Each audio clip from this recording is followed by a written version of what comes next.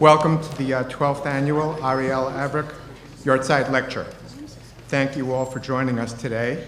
Since this event is being taped, please silence your phones.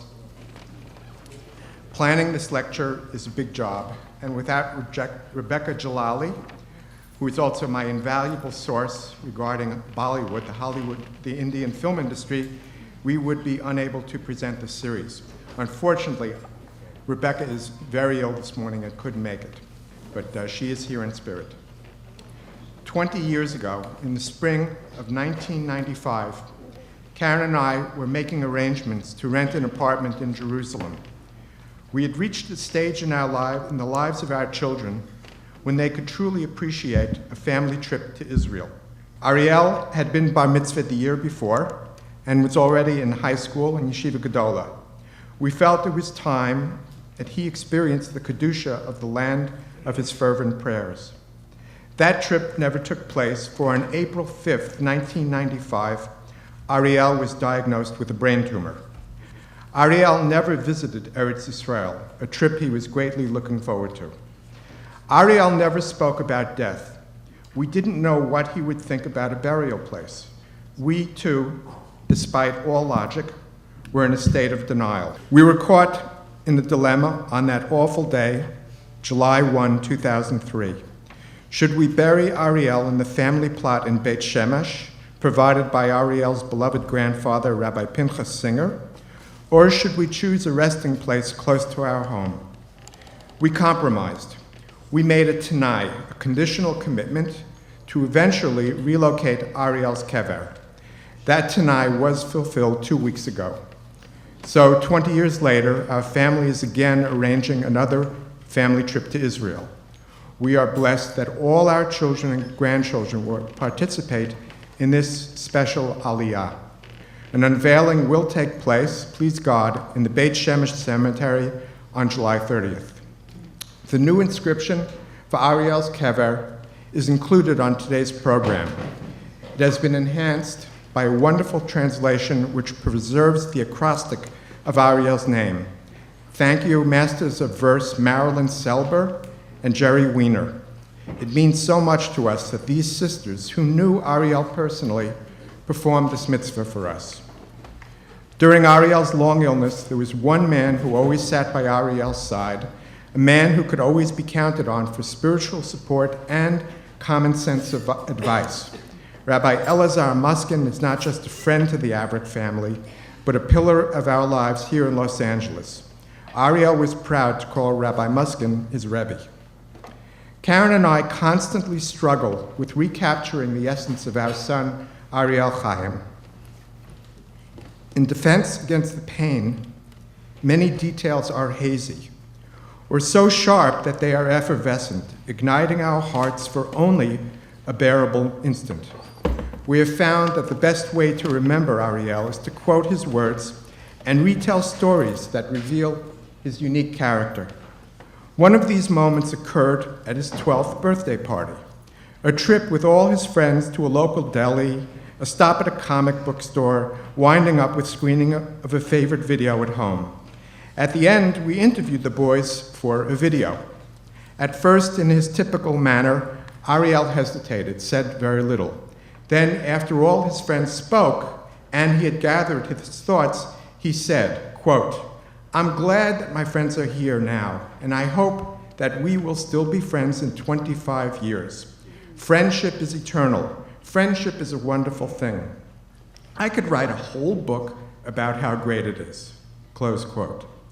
Ariel loved being with his friends, and so a gathering like this among you, his friends, is exquisitely attuned to his soul.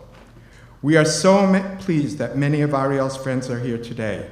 One dear friend, Rabbi Moshe Adler, sat with Ariel for hours, even when Ariel could no longer speak.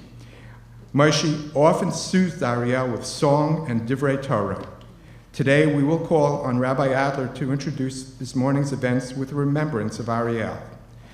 This morning's program will proceed as follows. After Rabbi Adler, our good friend Larry Elder, the sage of LA, will deliver the Ariel Avrech Yahrzeit lecture, followed by a brief question and answer period.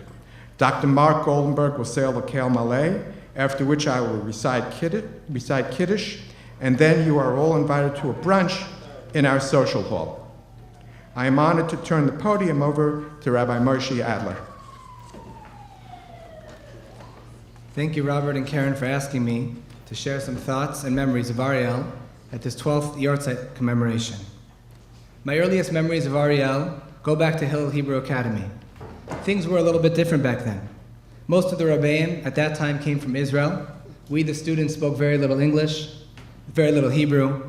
They, the Rebbeim, spoke very little English. It was a good shidduch.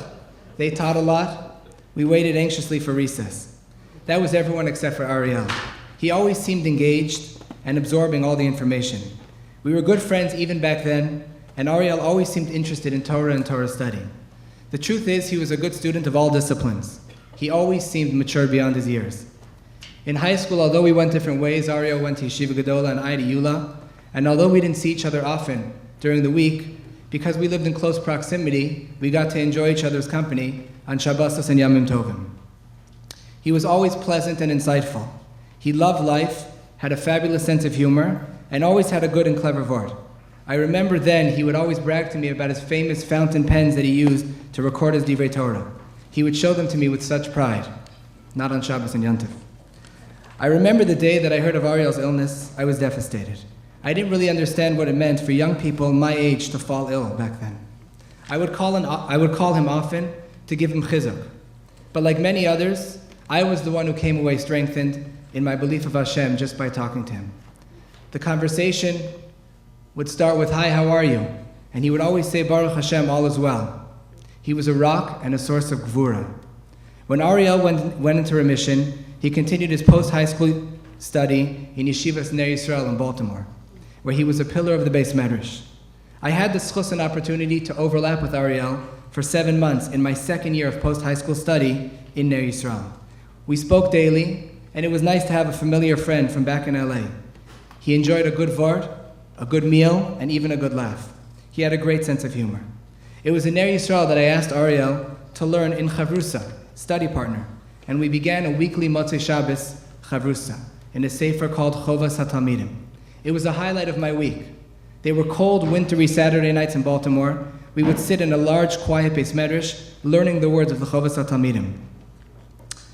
His insights and clarity on the topics and ideas were enlightening, pleasant, and I saw Ariel as wise beyond his years. It was truly a privilege to learn with him. We continued our learning that summer in the Yula Beis Medrash, and I was so impressed by his breadth and depth of knowledge.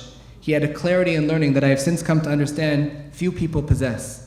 He was truly an Avrech, an acronym for Av B'Chachma, a master of knowledge and insight, yet Rach B'Shanim, young and soft in years. When Ariel later became ill and had to return to LA, I would either speak or visit with Ariel on a weekly basis. And again, every conversation would start out the same way, "Hi, how are you?" And he would respond, "Baruch Hashem, all is well." He was a real ma'amin. He really believed that everything that happened was for a good reason. Ariel means lion of Hashem. Ariel was truly a lion. He was young in years, but a master of Torah, and even more, a walking example of how the Torah can transform a person. He was truly a Ben Torah. He was loved and respected by all, and left an indelible impression on myself and all who knew him. He was a source of inspiration to me and to all who encountered him.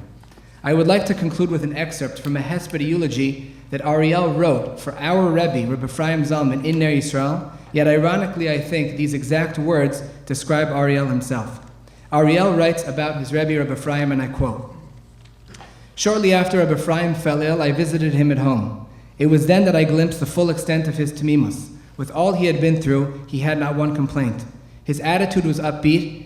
His only frustration was that he wasn't in the Beis Medrash with the Bachrim, grappling with the Pshat and the Gemara. A smile illuminated his face. Rebbe spoke of the goodness Hashem had granted him and how he felt his guiding hand now more than ever. He told me an observation on Tehillim, Psalm number 23, Perek 23. David HaMelech declares, Hashem lays me down in lush meadows, beside tranquil waters he leads me. He restores my soul, he leads me on righteous paths for his name's sake. Describing prosperous, peaceful times, these verses refer to Hashem in the third person. But then, though I walk in the valley overshadowed by death, I will fear no evil, for you are with me. Abruptly, David HaMelech changes perspective and addresses Hashem directly. It is in the shadow of death that we experience Hashem most intimately. Rabbi Ephraim's Simchas HaChaim came from his Torah and his closeness to Hashem. Physical ailments could do nothing to curb that. While Ariel's physical body was degenerating, his soul, his neshama, was reaching loftier and loftier heights until it reached its ultimate resting place. Ariel, too, although stricken physically, lived in the presence of Hashem, and physical ailments could do nothing to curb that. Tieh nishmasa tzura b'tzora chaim, may his neshama have an aliyah.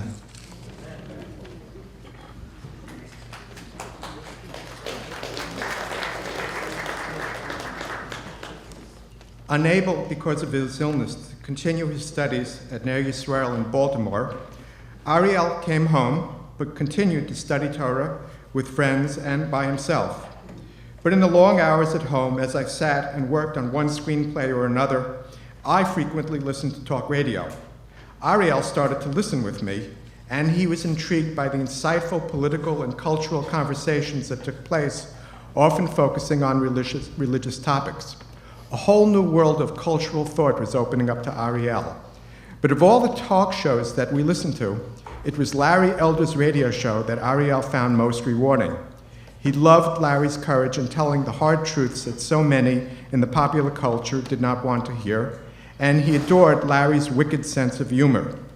By the way, if you're looking for Larry's talk radio, he can be found on crntalk.com, which is a live webcast, Monday through Friday, noon to 2 p.m., which is live streaming. Larry also has a blog, elderstatement.com, and it explains how to listen to all of Larry's shows that are available. And it's also available as a podcast at larryelder.com. When Ariel grew so ill that he had to go into the ICU in Cedars, I brought a radio into his room so we could continue listening to our favorite shows. I had an idea, and I wrote Larry an email. I told him about Ariel. The very next day, Larry called me on the phone and said, "When can I come visit?" I said, "Tomorrow." Larry showed up the very next day. Ariel was thrilled. They enjoyed a wonderful conversation. And after Larry left, though Ariel was exhausted, and before he drifted off to sleep, he smiled and he said to me, "The sage of LA is a real mensch." Ladies and gentlemen, the sage of LA, Larry Elder.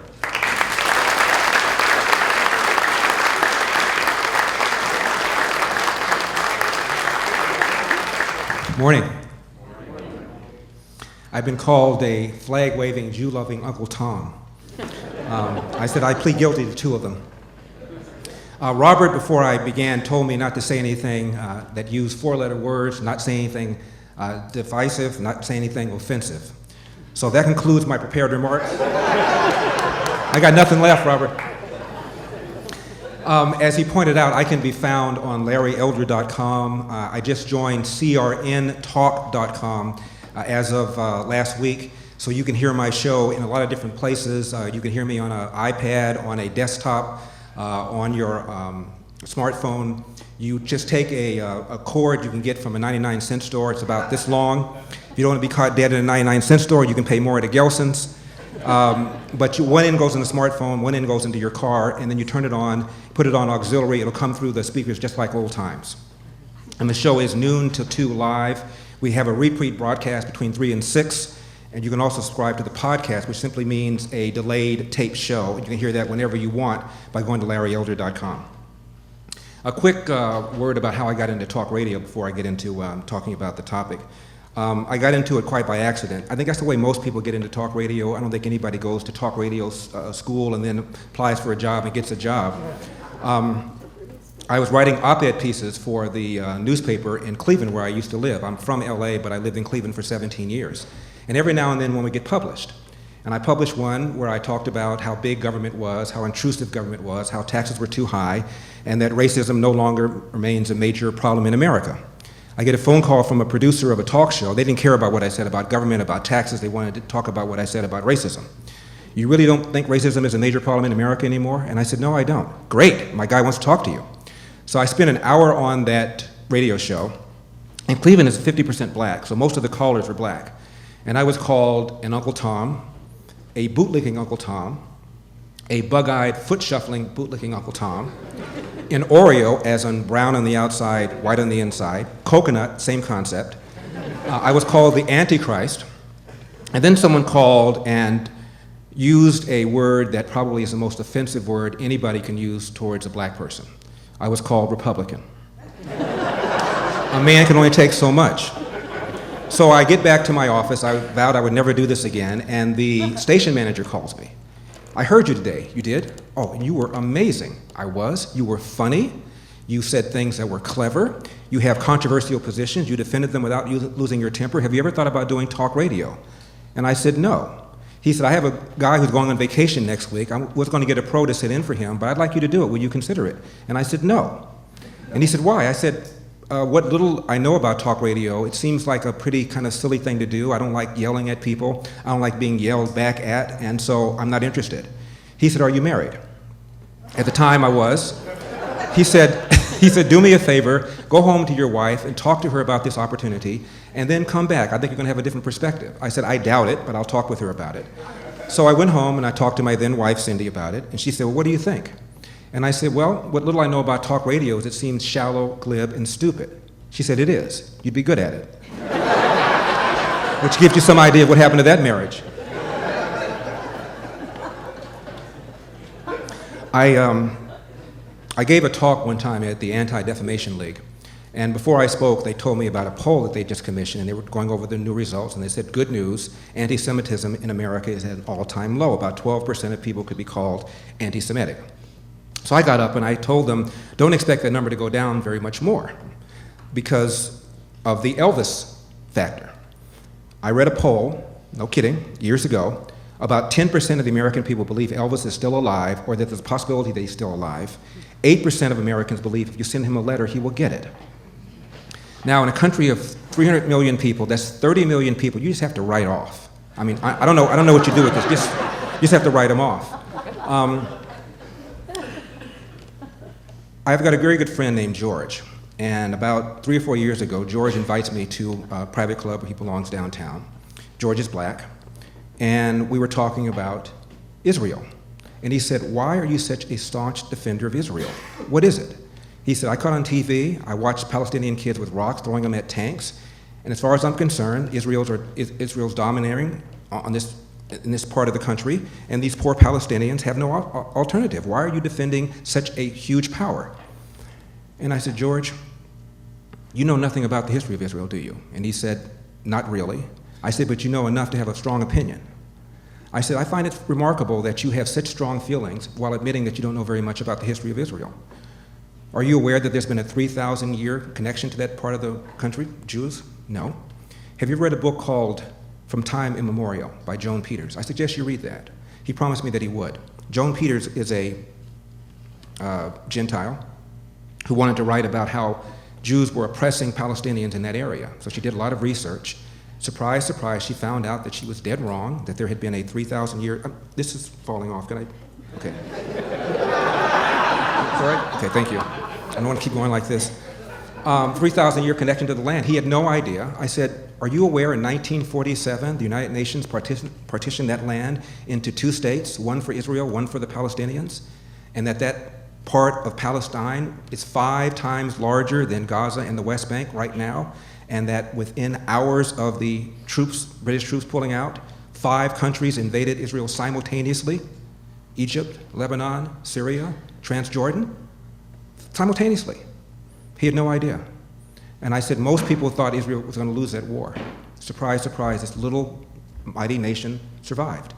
And it's been on a war footing ever since then. In 1967, there was another war. Nasser promised to annihilate Israel. Israel did a preemptive strike, seized territory, gave back the Sinai Peninsula after oil had been discovered. Don't tell me they won't cede land for peace. Completely unaware of any of all of this. And I said, the Palestinians in Israel have more rights than any other Arab country in the area. They can worship as they want or not worship as they want. This is unheard of in any other Arab country. He was unaware of that. I said, are you aware that Israel airlifted 20,000 Ethiopian Jews in the 80s when nobody wanted them? Are you aware that during the 60s, the white kids that went down in the South and participated in those freedom marches, 3/4 of them were Jewish? Bernie Sanders is announced for president. He was one of the freedom fighters that went down in the 60s in the South to help get blacks to register to vote. Completely oblivious to all of this. Are you aware that Jews helped to found the NAACP, the oldest civil rights organization in the country? Didn't know that. Are you aware that Booker T. Washington worked very closely with Jews who helped him build the Tuskegee Institute and many black colleges in the South? Completely unaware of it. I said, I read a book called Scar of Race by a couple of researchers, one of whom is from Stanford. And blacks and whites and Jews were asked the following questions. Do blacks complain too much? Do blacks complain about racism too much? Are blacks inclined to go on welfare? Are blacks inclined to be criminal? Now, the majority of whites, blacks, and Jews all said no to those. But to the extent that somebody said yes, blacks were more likely to say yes to all those questions than whites were. Jews were least likely to say yes to all of those questions than Gentiles and blacks. Jews turns out to be the least racist against black people. If calling black people inclined to do crime, inclined to do welfare is racist, Jews were less likely to say that than even blacks.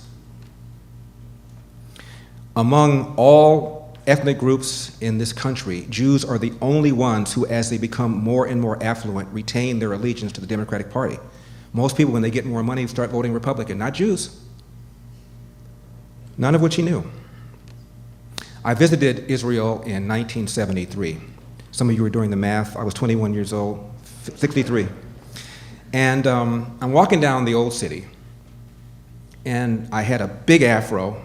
I had a army jacket that no one would ever wear nowadays with my brother's name on it. My little brother was in the Army, my older brother was in the Navy. So I had an army jacket on, big afro, I'm walking in the old city.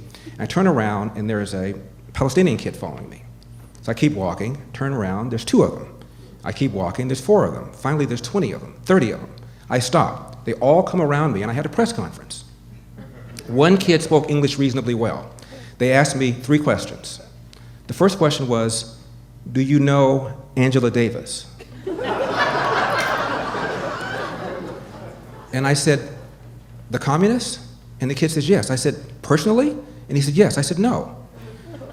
And about 3 or 4 of them drifted off. Then I was asked, do you know Muhammad Ali? And I said, personally? And they said, yes.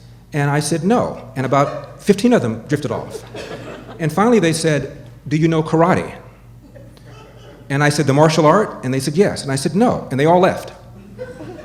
They thought I was inauthentic. And I've told that story many times, and I usually get the kind of reaction that I'm getting here. But I have to tell you, after 9/11, it wasn't so funny anymore. Because in looking back at that story, these kids only knew people that hated America, or people they thought hated America, or people they thought had issues with America. That's why they knew who Angela Davis was. They did not know who Thomas Jefferson was, or George Washington, or Thomas Paine. But they knew Angela Davis, because Angela Davis is a communist who one time advocated for the violent overthrow of America. They were down with that. Muhammad Ali, of course, rejected his religion, embraced Islam, and at one time was a member of the Nation of Islam, the leading anti-Semitic organization in America, in my opinion. They knew that. And karate, because if you walk around the old city, you saw all these posters of martial arts movies that had come from America there. That's all they knew. They knew nothing about the First Amendment, the Fourth Amendment, the Constitution, the idea of a division between mosque and state, completely oblivious to that. All they knew were the people that hated America. Such ignorance is driving all of this. I would ask these kids, what is it you want? And they would tell me they want a Palestinian state. I said, define the boundaries from the Mediterranean Sea to the Jordan River, with no room for Israel in it. The charter of Hamas, which controls Gaza, calls for the destruction of Israel. The moderates controlling the West Bank have not asked Hamas to cease and desist, have not asked Hamas to disarm. And if you listen very carefully to what Mahmoud Abbas says about recognition of Israel, he doesn't recognize Israel as a Jewish state. He wants a right of return, which means all the people that allegedly left because the big bad Israelis told them to leave could come back, and their descendants could come back. I also told my friend George to read a book called Old Jerusalem, written by a British journalist and a French journalist about the battle for Israel in 1948. and that most of the Palestinians who left never saw an Israeli soldier. They were told by the various Arab leaders to leave, and then after we kicked their butts, is that a four-letter word? We will be able to divide up the land and give it back to you. So most of them never saw an Israeli soldier at all, and they have the nerve to now want a right of return, which of course would mean the destruction of Israel as a Jewish state. The probably three most prominent black leaders in America are Louis Farrakhan, Jesse Jackson, and Al Sharpton, all of whom have said the most hideous anti-Semitic things. Farrakhan, of course, belongs to the Nation of Islam. He wrote a foreword for a book that argued that Jews were a primary component in the slave trade, which of course is nonsense. He has criticized Jews and Judaism. He referred to Judaism as a gutter religion, has called Adolf Hitler a great man. Jesse Jackson famously called New York Hymietown and Jews Hyme, denied, by the way, that he said it. A black reporter named Milton Coleman was there when he made the comment. Coleman works for the Washington Post, and Jackson thought that Milton Coleman violated some sort of oath by outing him. And Farrakhan even called for the death of Mr. Coleman.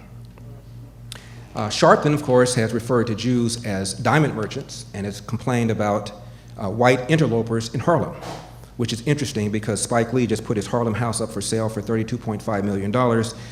The appreciation would not have occurred but for all of these Gentiles and Jews moving into Harlem and making the property go up higher. So getting the money for the intrusion of these outliers is not a problem, but complaining about them, I guess you can do that with the same breath. My attitude towards Israel, towards Jews in general, is not only animated by my understanding of the history of the area, and that there was a movement to go back to Israel far before World War II, so the idea that George had, and that is that Israel kind of sprung out of nowhere because a bunch of people were guilty about what happened to Jews in Israel, in Europe, and why should these poor people in the Middle East have to suffer? That's what he said. I asked him if he knew who Theodore Herzl was. He did not know. He did not know that there was a movement to go back to Israel that preceded what happened in World War II. And I said, so much of your attitude, George, is driven by complete and total ignorance. I have a friend who is from Austria, and we were talking about Israel and about Jews once, and she told me that she thought Jews dominated. And I said, what do you mean? And she said, well, there's so many of them, and they so dominate. And I said, you know, if I were from Austria, I'd be real careful about the kinds of things I said about Jews. What percentage of the world do you think is Jewish? She said, I have no idea. I said, ballpark it. No idea. Ballpark, give me something. Just give me anything. What do you think? She said, 25%. You think 25% of the world is Jewish? She said, about that. I said, you think 1 in 4 persons walking on the face of the earth is Jewish? She said, yeah. I said, how about 0.2%? Not 2%, 0.2%. 14 million out of 7 billion people. She went, really? I said, yes. I mean, honestly. I said, perhaps it's because Jews do so well, or overrepresented in professions, doctors, lawyers, Nobel laureates. Maybe that's what causes you to feel this way, but I'm telling you, it's 0.2%. Much of my attitude is also animated by my friends who have been so helpful in my life. I told my dad one time that if you look at the arc of my life, fingerprints of Jews are all over it. I mentioned Dennis Prager. But for Dennis Prager, I wouldn't be in radio. I mentioned this guy offered me a chance to sit in for this guy for a week. I did sit in for it, fell in love with radio. I made 20 minutes and I sent them to KABC and KFI in Los Angeles. And I got a phone call from KBC, and they told me that they got something that I sent, but they can't play it. Can you send another one? I sent another one, and I called up. They lost it. I sent another one. They lost it. And after about 6 months, I realized one does not do 5 days sitting in for somebody and then applying for a full-time job in the #1 radio market in the world, and that's Los Angeles. It just doesn't happen. So I didn't think I had much of a chance, but I thought I'd try it. I'm a nothing venture, nothing gain kind of guy. And that's pretty much what happened. After 6 months of phone calls, I kind of gave it up. I meet Dennis Prager maybe 6 months later. in Cleveland. He was there sitting in for a host on a show called Morning Exchange, where I appeared as an expert from time to time. And Dennis told me that he is in LA, he's a talk show host on KABC, and I said, interestingly enough, I sent a tape to KABC, never heard back. Dennis said, well, the next time you're in LA, call me, I'll put you on my show. I made a note of that, and I called my mom that night, and we were talking about some family business. And at the end of the conversation, I said, by the way, Mom, I met somebody, I know you're big on talk radio, and his name is Dennis something or other. I really can't remember his last name. It started with a P. Popper or Pearson or something like that. She said, Prager? I said, yeah, that's it. She drops the phone and starts screaming. It was like she met Elvis. When KABC turned talk 24/7 in 1965, I was 13 years old. My mother had it on that day and never changed. She's a huge fan of talk radio. I always thought it was noise, so I had no idea who Dennis was. Fast forward to December. I get home and I call Dennis. He didn't return the phone call. And frankly, it didn't surprise me. I thought it was just kind of, oh, you know, when you're in town, call me and we'll get together and we'll do lunch, have my agent meet your agent. That's what I thought it was. So I didn't bother me that he didn't call back. Again, I had pretty much abandoned the idea of doing talk radio anyway. My mother comes, she says, did you call Dennis? I said, yeah. And what happened? I said, he didn't return the call. She takes the phone, she says, call him right now. Right now. So I called Dennis, I got it. He asked me to come on that night. I was on for almost 3 hours. George Green, the station manager, hears me. I'm back in Cleveland now. He calls me. He said, I heard you. I thought you were amazing. Have you ever thought about doing talk radio? And I said, well, George, I've been trying to. I sent a tape to your programming director. I mentioned her name, and he was furious that she didn't take the tape seriously. He said, come back to LA. I'll give you a 2-day audition. After 1 day, he made me an offer. He said, go back, have a good time, and don't speak so quickly. George, of course, is Jewish, George Green, and I found out that he literally had to fight to get me on the air. Think about it. Some guy who is from LA, to be sure, but I lived in Cleveland for 17 years. I have no talk radio experience. I did 5 days, two years earlier, and you're going to hire this guy and give him a full-time job now? You're insane. George had to fight, and he won the fight. And I stayed at KBC for 20 years.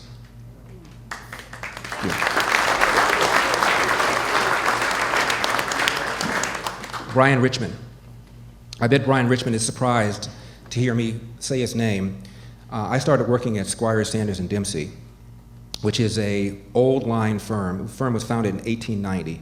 I was the 5th black lawyer. At the time it had 150 lawyers. Now it's got over 1,500 lawyers in a bunch of different cities. It's a major, major, major firm. And I think I've had one instance in my career, whether practicing law or radio, where I thought somebody might very well have done something to me because of my race. One time. I was asked to do an assignment by a partner. I wrote down the assignment, and I sent him a memo confirming what the assignment was, which is what you're supposed to do. I did the assignment. He told me the assignment was done badly, that I misunderstood his directions, which surprised me since I confirmed them in writing.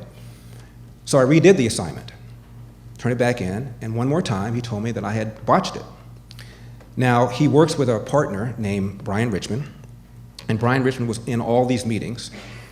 And after the other meeting, he comes to me in the hall and he said, I have no idea why he's doing this to you, Larry. I've known him for a long time, and this is irrational. Your assignments both have been brilliantly written. I have no idea why he's doing that. My suspicion is he's going to write a negative evaluation. I'm going to write one that will offset his.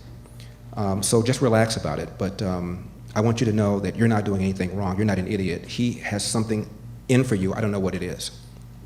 Brian Richmond wrote a wonderful evaluation for me. I know that because a year later I was asked to take off 3 months to lend myself to United Way. I didn't want to do that if I thought my career might suffer because of it. So I said, what have my evaluations been like? And they told me, you got a -1 from this partner, but you also have a brilliant one from Brian Richmond. So as far as we're concerned, offsetting penalties, you're in great shape. If I were you, I would go. But for Brian Richmond doing that, who knows how my career at that firm would have gone. Sandy Koufax. That's how I found out what Yom Kippur was. He wouldn't pitch in the World Series because of something called Yom Kippur. My mother taught Sunday school. She sat me down and taught me a little bit about the history of Israel, about the importance of Yom Kippur, and my respect for Sandy Koufax even grew. I was talking to Robert about what it's like to be a writer. Robert, I don't know if I told you, the only thing I've ever wanted to be was a writer, but I also wanted to eat. And And I knew right away that it wasn't something that could make a lot of money. And I grew up fairly poor. My father was a janitor, and I wanted to make money. The first thing I wrote was in the 6th grade. I wrote a poem about Sandy Koufax. Koufax is on the mound. The game has just begun. He gets the sign from the catcher, and swoosh, strike one. Okay, wasn't exactly Longfellow. Fast forward about 3 or 4 years ago, I'm at a big affair in Beverly Hills, and the then owners of the Dodgers are being honored by Hebrew University. Sandy Koufax is in the front. I have a publicist who knows everybody. I said, is there any way you could maybe go down there and get it so I could just walk up to Sandy Koufax and maybe shake his hand? He said, let me see what I can do. He leaves for 5 or 10 minutes, he comes back, he goes, done, follow me. We go through all these people, and here I am next to Sandy Koufax. And I said, Sandy, when I was in the 6th grade, I wrote a poem, and it was about you, and it kind of went like this. While Koufax is on the mound, the game has just begun. He gets a sign from the catcher and swish, strike one. He said, don't quit your day job. And I wrote an article about my meeting him, and I have a syndicated column, and I got maybe 300 or 400 responses, so I bundled them up and I sent them to the Dodgers because they won't give you Sandy Koufax's address. And they sent it to him. He sent me back this very nice picture with him pitching, an autograph on it with my name on it. It sits in my little gym right now. Whenever I work out, I look at him. Marty Magid, M-A-G-I-D. I'm at Brown University. I'm a second-year student, and I'm taking economics, and I'm getting my brains kicked in because you have to have math. I haven't taken math since geometry in the 10th grade. You have to have trigonometry, you have to have calculus. I had none of that. I was getting creamed. And I took a math course simultaneously to catch up, and I was getting creamed there. They give you tests, and I got an F on every single test. They have a final, and the teacher calls me, put a little note in my box. Rarely will a teacher do that, note in my box, telling me to come to his office. Went to his office. He said, Larry, you're a likable guy. Everybody likes you in class, but you're failing. And if you don't want an F on your transcript in math, I suggest you drop out right now because you only have 2 days which you can drop out. After that, it'll count on your transcript. I said, I've never flunked a course in my life. I have no intention of dropping out. He said, Larry, you have to get at least a B on this exam, and you've not done anything that suggests to me you could even get a D. So I'm urging you to drop out. I said, I will not drop out. I've never dropped out of a class before. I'm not going to do it. Went back to my dorm. Upstairs is a man named Marty Magid. Marty Magid is a math major. Marty Magid made an A in every single class except for one. He got a B, and he still talks about it. Knocked on his door, and I said, Marty, I'm in trouble. I'm taking this course of calculus, trigonometry. I've got to get a B on the final. Could you help me? He said, sure, I can help you. We worked every day for the next month for about 2 hours a day. I got a B. And I said to Marty one time, why are you taking all this time? Every hour you spend with me is one less hour you're spending on your own stuff. And he said, I know I have a gift, and I know I've worked at my gift, and I feel I have an obligation to share it with somebody who's receptive, and I know you're receptive, so I'm doing what I think I have a moral obligation to do. Alan Schoenberg. Alan Schoenberg is the CEO of a company called Management Recruiters. Management Recruiters is the largest executive search firm in the world. When I left Squire Sanders, I started a little headhunting firm placing lawyers. One little firm, I had as many as 10 people working for me, and didn't know what I was doing, difficult business. Alan and I had a mutual friend. He calls me, wants to have lunch with me. I said, Alan Schoenberg, the CEO of Management Recruiters, they've got 800 offices all over the world. I don't know, $500 million, $1 billion in sales. I have one tiny little thing, He sat with me for 2 hours, talked to me about the business, about how to do it, about sales, about pricing, about all sorts of things. And Alan, whenever I got into trouble, whenever I had a problem, if I called him, he'd drop everything and have lunch with me. I mean, this is like me calling up Obama and him just dropping everything and meeting with me. And one time, I went through a really bad patch, losing money, getting frustrated, getting angry, and about ready to quit, and I called Alan. And I told Alan I need to talk to him if he has time. Alan said, sure, dropped everything, we had lunch. And I talked and talked and complained and talked about this and that and what went wrong. And Alan sat very patiently, listened. I had pen and paper ready for him to tell me what to do.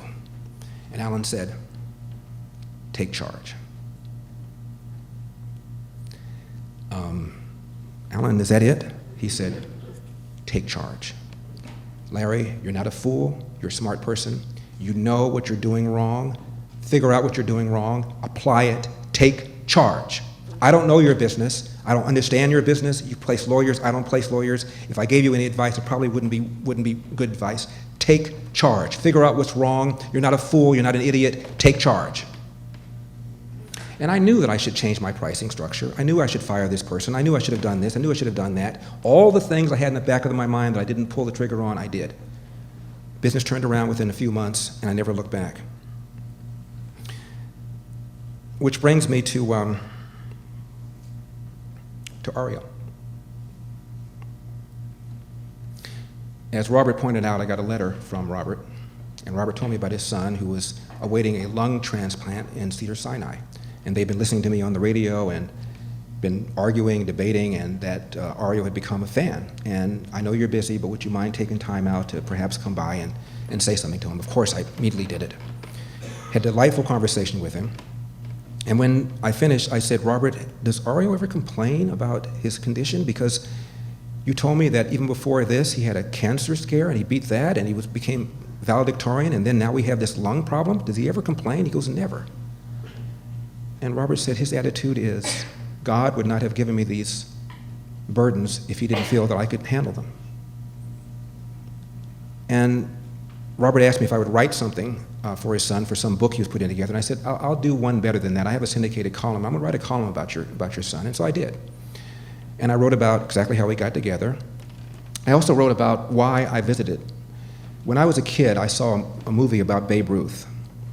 And Babe Ruth had visited some kid in the hospital and promised him he's going to hit a home run, and supposedly did hit a home run, and it rallied the kid's spirit. And I remember watching this and saying to myself, if I ever got in a position where somebody wanted to talk to me in a hospital, and I could perhaps maybe raise somebody's spirits, I would happily do it. And I remember that when Robert called. And I remember Muhammad Ali often went to hospitals and visited people. And he once visited a ward where kids were suffering from terminal cancer. And Ali went to this kid and said to him, you're going to beat cancer. You're going to beat cancer. You're going to look cancer in the eye and you're going to beat cancer. We're going to beat them together because I'm the champ. And the kid looked up at Muhammad Ali and he said, no, champ. I'm going to go and meet God. And when I do, I'm going to tell him I know you. Well, someday I hope maybe I'll meet God. And when I do, I'm going to tell him I know Ariel. Thank you very much for having me.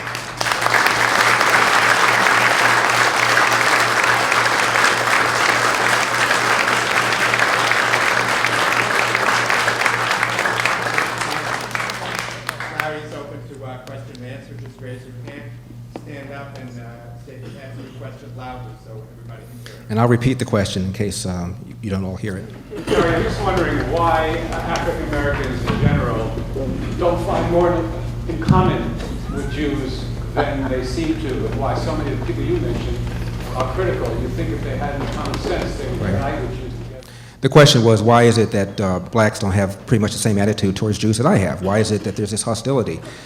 I think it's because in New York, a lot of the landowners and store merchants were Jewish. Every now and then there'd be an experience, and as a result, it's been extrapolated to Jews in general.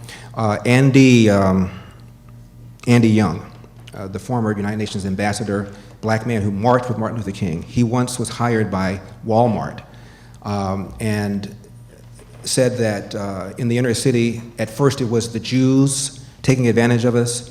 Now it's the Koreans and the Asians. He got fired from that position, but this is a prominent civil rights leader who made that comment. And so imagine how other people feel. There is this feeling that Jews have dominated, that Jews have been exploitative, they've been landlords in Harlem and have not always maintained the property well, and so a lot of black people have heard these stories and have a lot of hostility. Also, there is a human feeling to pull for what is perceived or who is perceived to be the underdog. And when you turn on the television, you see a Palestinian kid pick up a rock and the rock hits a tank, aw. And that's how a lot of people feel. And again, it's ignorance of what I said before. I have a friend named Abdul. His name used to be Perry. He changed it to Abdul because he didn't want to embrace the white man's religion. And I said, are you aware that the religion that you've embraced has had a deeper and longer history with slavery than the white man's religion? He had no idea. I said, Arab slavers were involved in the slave trade well before European slavers, took more slaves from Eastern Africa to the Middle East and to South America than did European slavers take blacks from Western Africa to North America. He called me a liar. I said, we can't have a discussion if that's what you're going to do. But this is about a third of the Muslims in this country are black. Most of them have converted for precisely the reasons I've given you. A feeling that the Christianity is the white man's religion and Islam is the black man's religion.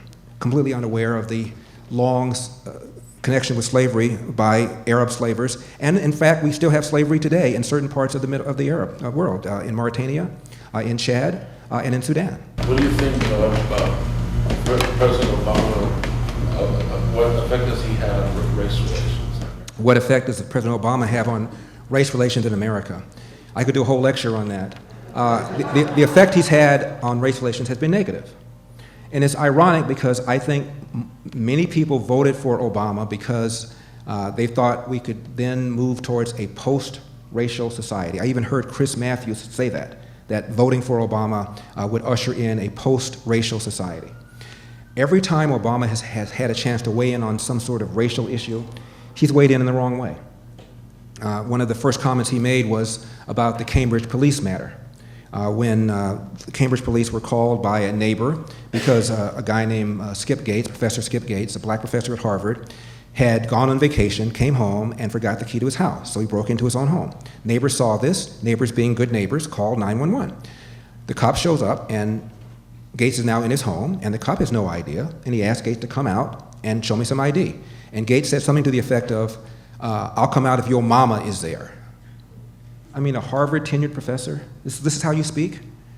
And what did Obama do? Obama said, quote, the Cambridge police acted stupidly, close quote, as opposed to the Cambridge policeman did his job, he was respectful, and what Skip Gates did is exactly the opposite of what black kids ought to do when they confront police officers. This should have been a teachable moment on how to behave when you are dealing with a police officer. Instead, Obama went the other way.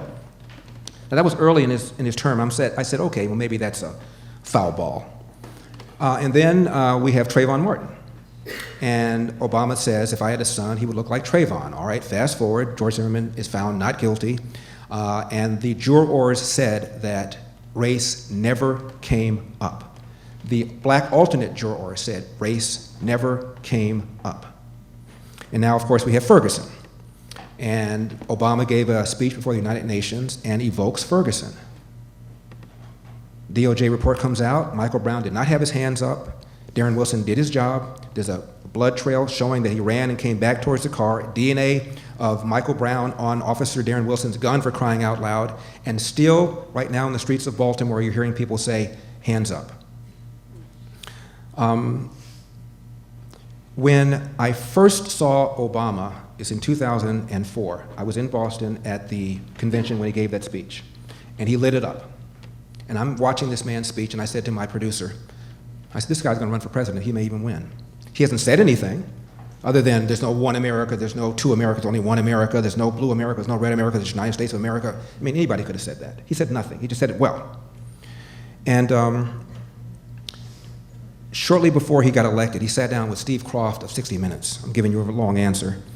And Kroft said, Senator, if you don't get the nomination, will it be because of racism? And Obama said, no. It will be because I've not articulated a vision that the American people can embrace. And I said, how refreshing. I'll never vote for a left-wing tax spend and regulate politician, but how refreshing at least this nonsense about the race card will be put away. I regret to say that I was wrong. He has hustled the race card probably as aggressively as Sharpton has. In fact, in 2008, you couldn't get Obama and Sharpton to stand on the same podium. Now they're BFFs. So Obama has, in my opinion, made things worse. Now, when I say made things worse, what I mean is the dialogue that we're having in the country is more coarse than it ought to be. But believe me, this is a wonderful country for black people. I was just on Al Jazeera television, and the issue was, is America still a racist country? And I said, of course it isn't. The primary thing anthropologists will tell you to look at is interracial marriage. In 1954, 4% of Americans supported black-white marriages. Now 87% do. Recall what I said about the Elvis factor? You can't get much higher than that.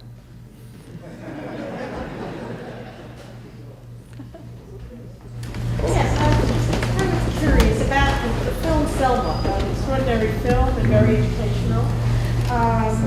But of course, the blatant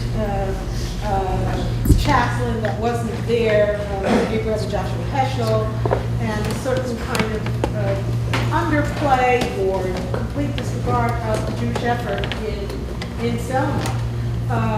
Do you see that as this was intentional, or it was the film trying to say, you know, we did this. Right. This is our struggle, and you know, we're sick and tired of people taking credit for it. The question was, the film Selma ignored the role Jews played in the civil rights movement. Do I believe that it was intentional?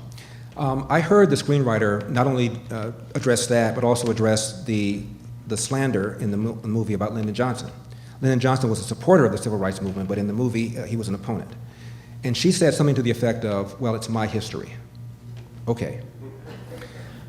Jack Greenberg was another prominent member of the civil rights movement. Jack Greenberg worked very closely with Thurgood Marshall to come up with a strategy that ultimately was successful in the Brown versus Board of Education case. When this was all over, Jack Greenberg wanted to teach a course at Harvard on civil rights. The students protested because he wasn't black. He ended up not teaching the course. Jews were quite prominent in the civil rights movement, as I pointed out. And the movie Selma did not emphasize that. I will say it is a movie. It's a 90-minute movie. It's hard to stick everything you want in it. My biggest disappointment was what I said about Johnson. It was just so incredibly unfair. But for Lyndon Johnson pursuing the Civil Rights Bill and the Voting Rights Bill, it never would have happened. It had to be a Southerner. One of the things that's also interesting about this 95% black vote right now that we have, if you go on YouTube, you'll see a 4-minute video of Malcolm X chastising black people in 1964 for voting 80% Democratic. And the goal was to get a civil rights bill. Well, Jack Kennedy was dragging his feet.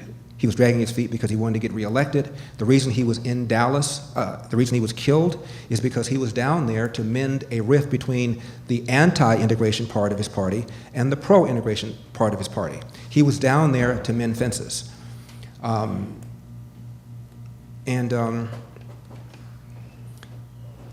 He did not put forth a civil rights plank because he didn't want to lose the South. He was going to wait until after the election. He got killed. Lyndon Johnson picked up the mantle and got it done. Had it not been for Lyndon Johnson and other Republicans who worked very closely with him, it wouldn't have happened. It's also striking that so many black people have this hostility towards the Republican Party, almost as they have towards Jews. Republican Party was founded to stop the spread of slavery. The first successful national candidate was a fellow named Abraham Lincoln. Democrats voted against the 13th Amendment that would eliminate slavery. About 20% of Democrats supported it, 80% opposed it. The 14th Amendment is the amendment that gave slaves the right immediately to become citizens. Democrats opposed it unanimously. The 15th Amendment gave blacks, at least on paper, the right to vote. Democrats supported it, opposed it unanimously. Democrats founded the Klan. I'm not saying the party did, but those who founded it were Democrats.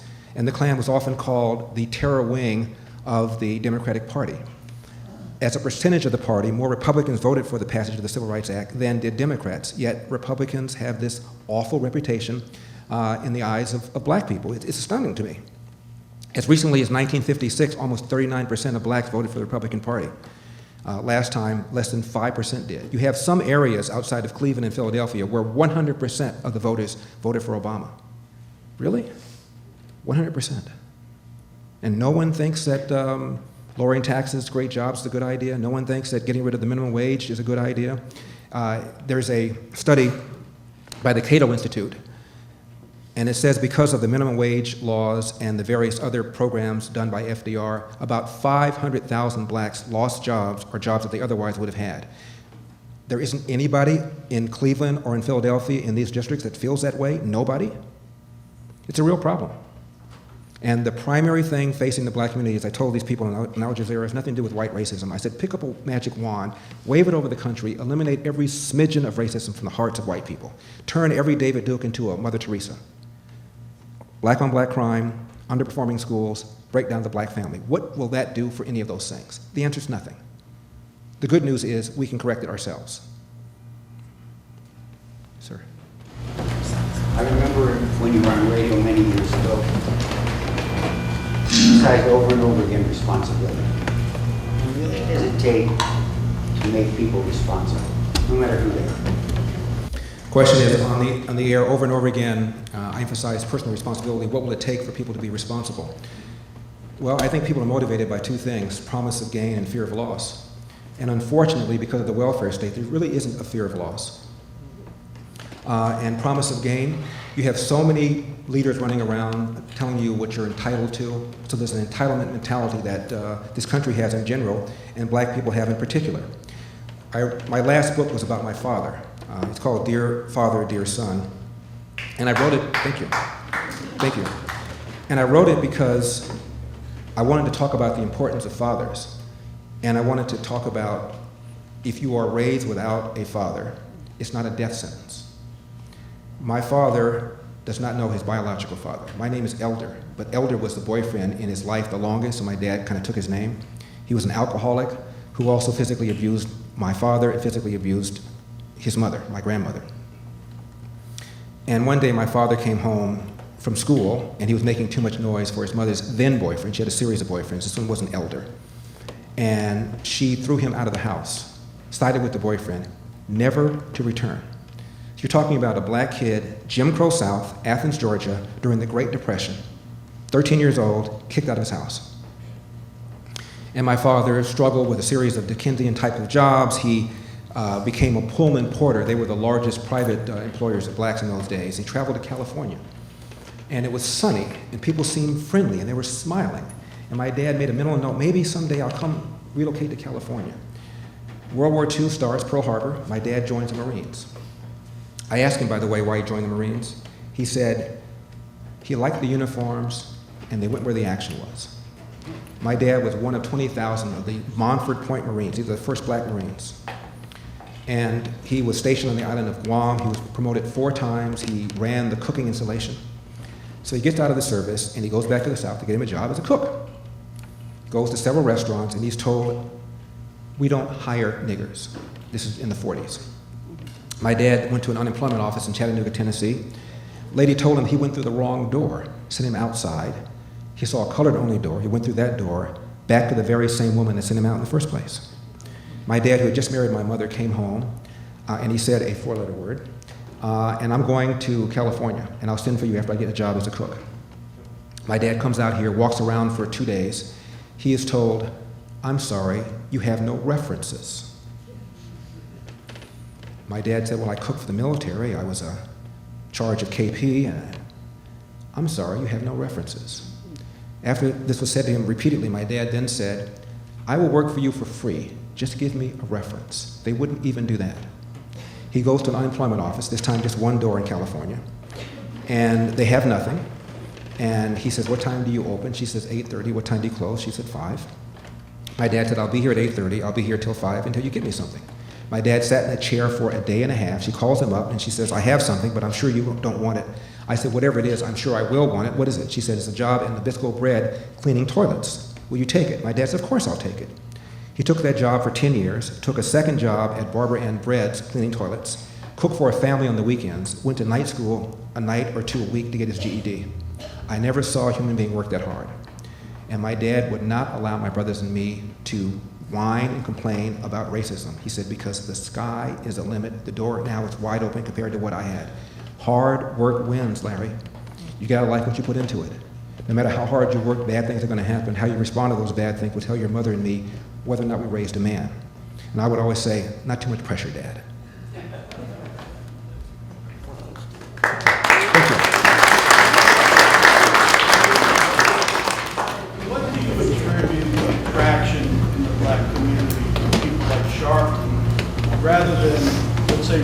models like the Condoleezza Rice or others. The question is, why are so many blacks attracted to people like Sharpton, Jackson, as opposed to Connie Rice and others? Because it's easier. It's easier to complain. One of the reasons I have such hostility is because if you've gone through your life complaining, whining, and moaning about the man, and you're not where you want because the man's held you back, and that's your excuse, the man has held you back, along comes this guy named Elder, and he says, actually, it's about choices. You made bad choices. You didn't invest in yourself. You didn't stay focused. Who wants to hear that? That means I'm responsible for good or for ill. It's a very uncomfortable position for a lot of people. It also, I think, explains pretty much the differences between Democrats and Republicans. I have a friend once from Iran. We were watching the political conventions. And she turns to me, she goes, Larry, what is the difference between a Democrat and a Republican? No one ever said that to me before. 20 years on the radio, no one ever said it like that. And I went, I want to give her an answer that's legitimate, but not something so complicated that she won't get it. And I said, Republicans believe hard work wins. Democrats believe the system is rigged. And that animates both their actions. And she went, if you think about it, that's pretty much what it is.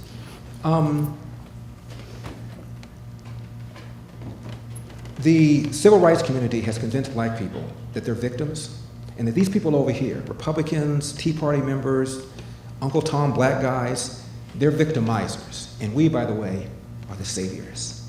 So march in there, pull that lever for us like lemmings, and we'll take care of you. And that's where we are right now. The civil rights movement got off the track. We went from demanding equal rights to demanding equal results. Those are very different. One more question?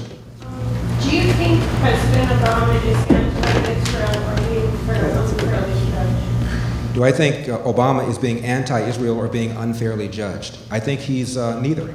I think Obama is dangerously naive. I think Obama believes, like my friend George, that these poor Palestinians have been downtrodden for all these decades and these Israelis are dominating. That's what I think he believes. He once said, no one has suffered more than the Palestinians. Obama said that. Why have they suffered, President? They've suffered because they don't want peace. They suffered because they've been used by the other Arab nations. They suffered because there really isn't a peace partner. When Benjamin Netanyahu, in the waning days of the campaign, began to talk about how he doesn't believe in a two-state solution, what he meant was he doesn't believe that one part of our two-state solution really wants a two-state solution. Obama thinks that the Palestinians really do. So does Jimmy Carter. They truly believe that. Never mind Dennis Ross, the envoy that Obama sent at the end of 2000, negotiated with Yasser Arafat, a continuous area for Palestine, complete giving back of Gaza, 95% of the West Bank, shared supervision of Israel as a joint capital for both states, gave him everything he wanted, with one condition: you have to end the fighting.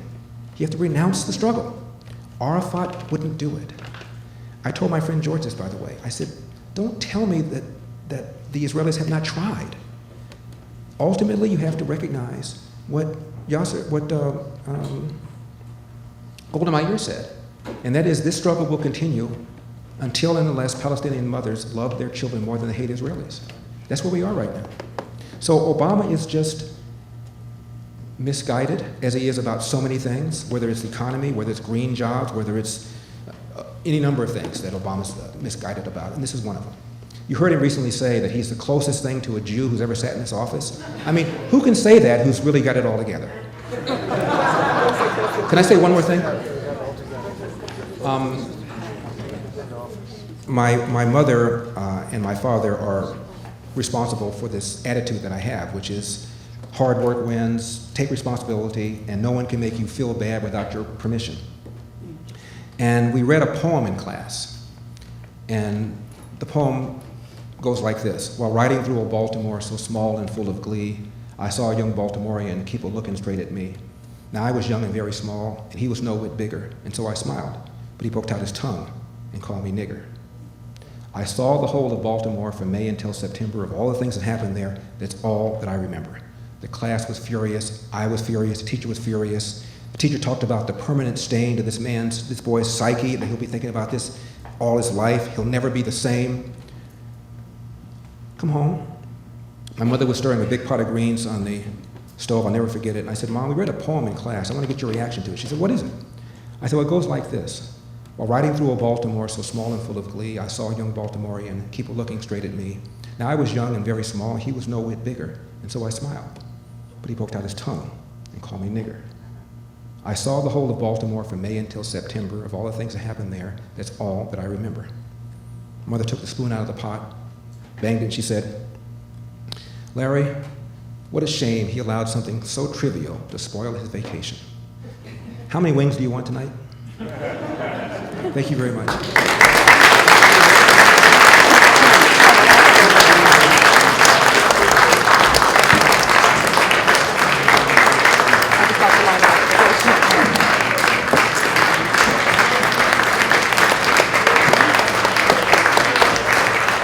Shir lamalos esoin ayel horim me'ayin yavo Ezri.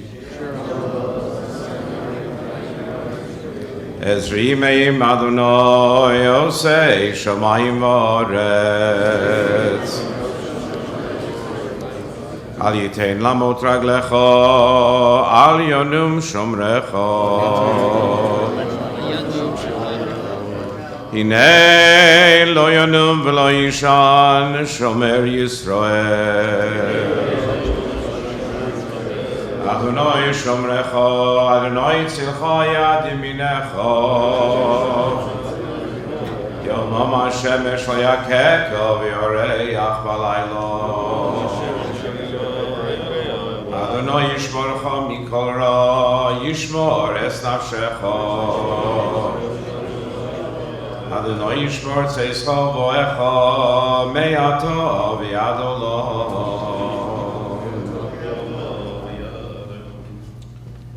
El molei rachamim shochein b'miromim hametzei menucha nichana al kanfei ashchina b'malo es kedoshim kedoshim uteorim kezohar harakiya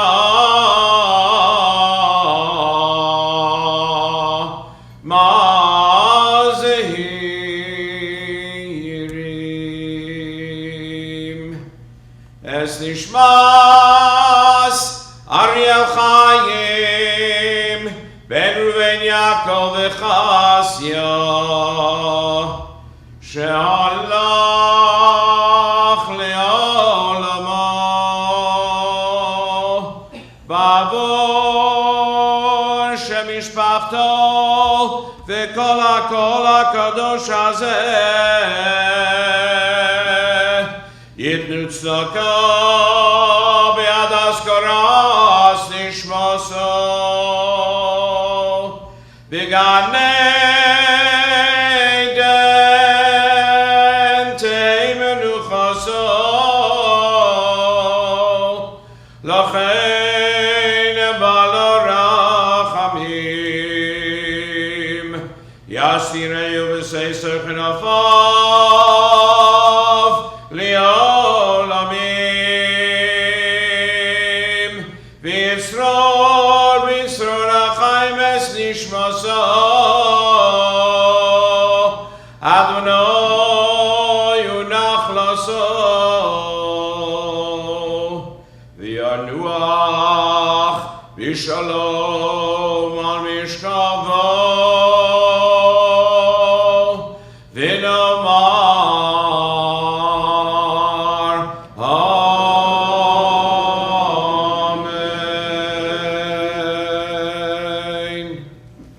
Good Ravi Gadash Veraba, Yamad Rakarute, Yamlich Bachate, Chaychon, Yamechonu, Chayed Chobin Israel. Bagalav is man Kariv, Imru Amen. Eshme Rabba Gorach, Erlam Mehamaya, Marafish, the Bach, Vidvar, Vidramam, Vidnase, Itadar, Vitalevi, Talashmin, Kushabrichu, Leilam, Kobirkatav, Shiratav, Shpatav, Nechmatav, Damirandi, Amav, Imru Amen. Eshlam, Shmaya. Aymaleno. Koisha, Imru Amen. Oitse Shalom, Birmamav. Yaseh Shalom Aleinu. Kol Israel, Imru Amen. Thank you. You're all invited to brunch in the social hall. Thank you again to Larry Elder.